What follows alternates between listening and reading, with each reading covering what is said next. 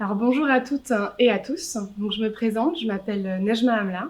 Je suis médiatrice culturelle au FRAC Nouvelle-Aquitaine MECA et je suis ravie de vous retrouver pour notre rendez-vous du jeudi soir, Regard sur une œuvre. Donc aujourd'hui, nous allons regarder une œuvre qui est présentée dans l'exposition Milléniale, Peinture 2000-2020, commissariée par Vincent Pécoile, et qui dresse un portrait non exhaustif des évolutions significatives de la peinture du XXIe siècle. Et donc aujourd'hui, nous allons regarder l'œuvre qui est juste derrière moi et qui s'intitule Black Star Press, Rotated 180 Degrees, Press Black Star, de l'artiste américain Kelly Walker, qui date de 2006 et qui est une impression numérique et du chocolat sérigraphié sur toile. Nous allons regarder ensemble cette œuvre. Donc, ce dont on s'est rendu compte en fait quand on a fait des visites au sein de l'exposition, c'est que la plupart des visiteurs voyaient en tout premier l'explosion de taches qui se trouve dans la partie supérieure de l'œuvre. Cette image, pour pouvoir vraiment l'identifier, il faut commencer à la décrypter.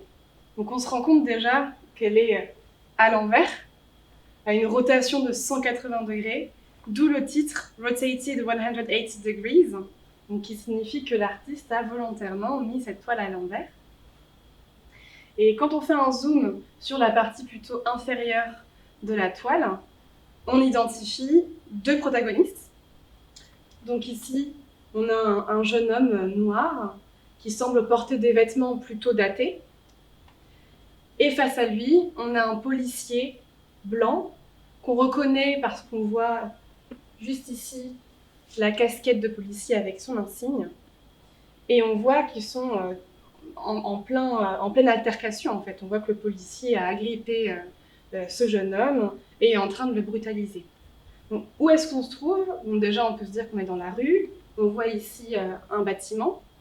Et juste au-dessus, on a une enseigne qui est également retournée, l'enseigne Coca-Cola, dont l'artiste a repris les couleurs emblématiques, le rouge et le blanc, pour coloriser l'entièreté de sa toile.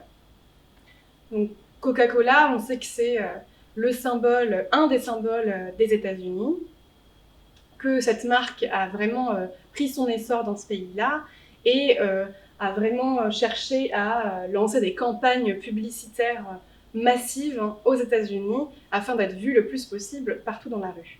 Donc on peut raisonnablement se dire qu'on se trouve aux États-Unis. Et comme on voit que leurs vêtements sont datés, on peut se demander donc à quelle période on se trouve. Et pour cela, il va falloir qu'on essaie de replacer cette image dans un contexte historique. Il y a cette explosion de taches sur la partie supérieure du tableau, donc on n'a pas accès à toute la partie du coup inférieure de l'image puisqu'elle est retournée. Et il se trouve que le fait aussi que Kelly Walker ait choisi de mettre son image à l'envers nous empêche d'accéder de prime abord à cette image et à son contenu. En fait, pour pouvoir visualiser l'image dans son intégralité, il faut se référer à l'image originale, parce qu'en fait, Kelly Walker s'est servi d'une image de presse qui a été prise en 1963 par un journaliste qui s'appelle Charles Moore et qui a pris une série de photographies au moment de manifestations pour les civil rights des Noirs américains aux États-Unis.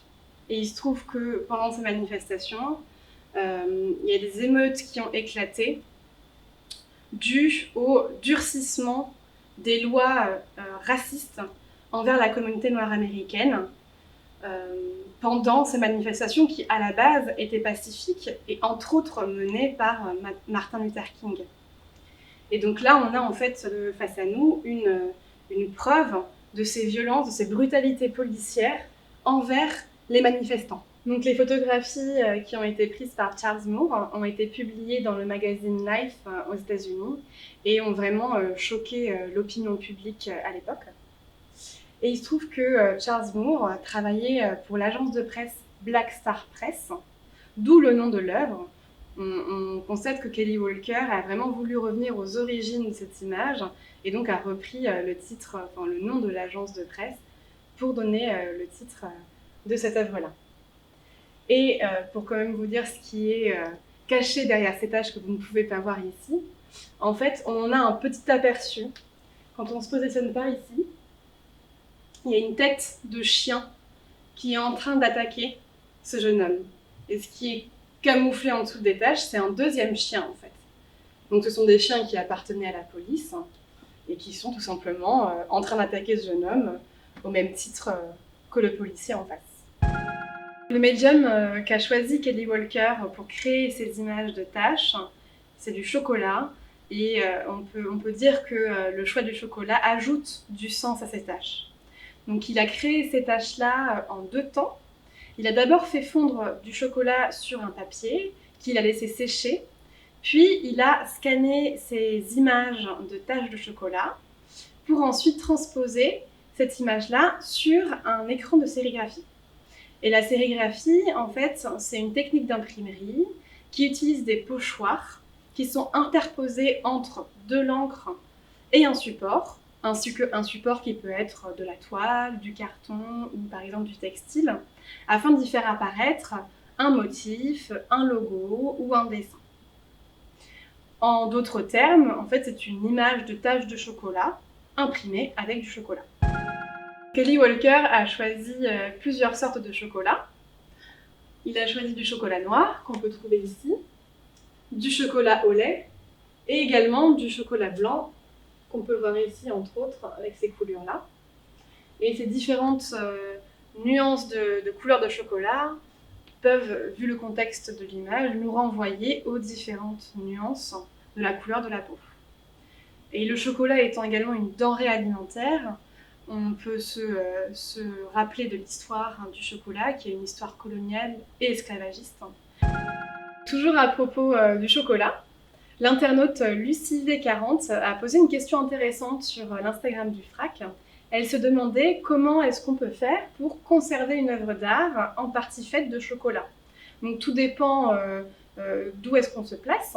Si on se place du côté de l'institution culturelle ou muséale, dont nous faisons partie au FRAC, il se trouve que nous avons des salles de réserve ainsi qu'une salle d'exposition qui sont spécialement équipées pour conserver au mieux nos œuvres d'art, c'est-à-dire par exemple en contrôlant le taux d'humidité dans l'air ou la température.